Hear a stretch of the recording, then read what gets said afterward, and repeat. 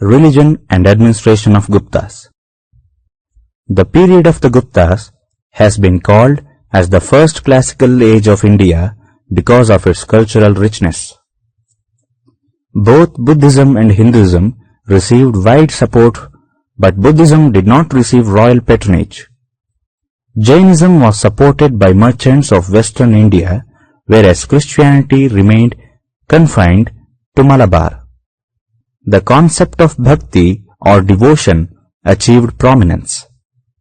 Hinduism also developed the Shakti cults by worshipping goddess Lakshmi, Parvati, Kali, Durga, etc. Many magical rites, religious sexuality, and animal sacrifice too got incorporated. Primitive fertility rites of non-Aryan tribes called as Tantrism also got assimilated. Tantrism gave higher status to women, sexual rights, and female deities. 6 systems of Hindu philosophy were born because of philosophical debates between Hindus and Buddhists. They are: 1. Nyaya, or the school of logic and epistemology. 2.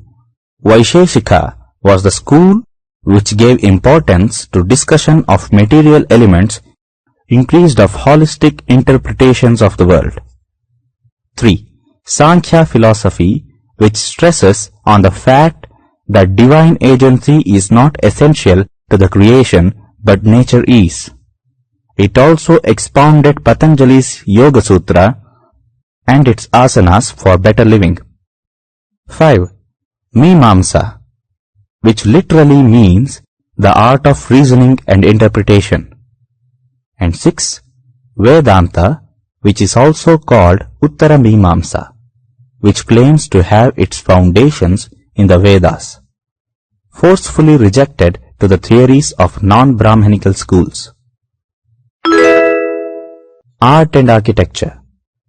Freestanding temple architecture with images of goddesses of the Shakti cult started during this period. Sanchi became an important center of sculpture in the 5th century. The statue of standing Buddha at Mathura, Krishna Govardhana at Varanasi, and paintings at Ajanta and Bagh are the finest examples of art and sculpture during Gupta period. Literature. Sanskrit language and literature reached a level of classical excellence during the reign of Guptas. Kalidasa contributed to excellence of court poetry and prose. Some other writers and poets of Gupta period were Shudraka, who wrote Mrichakatika, and Bhasa, who wrote 13 plays. Science and astronomy. The knowledge of metals improved tremendously. The famous 230-foot high iron pillar found at Delhi has not rusted for 15 centuries.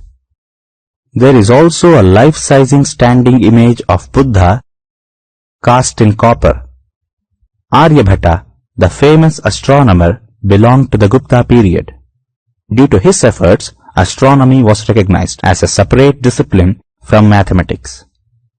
He calculated the length of solar year to 365.35 days, remarkably close to recent estimates. He believed that the earth was a sphere and rotated on its own axis that caused day and night, and that the shadow of the earth falling on the moon caused eclipses. He elaborated on these well before the Western world stumbled upon this concept through Copernicus. Points to remember in this essay are: Gupta age is regarded as the first classical age of India. Hinduism, Buddhism and Jainism all received support, but only Hinduism prevailed due to royal patronage. Hinduism also assimilated Tantrism, Shakti cults and 6 systems of philosophy. Freestanding temple architecture achieved its peak, and court poets like Kalidasa, Shudraka and Bhasa achieved their excellence.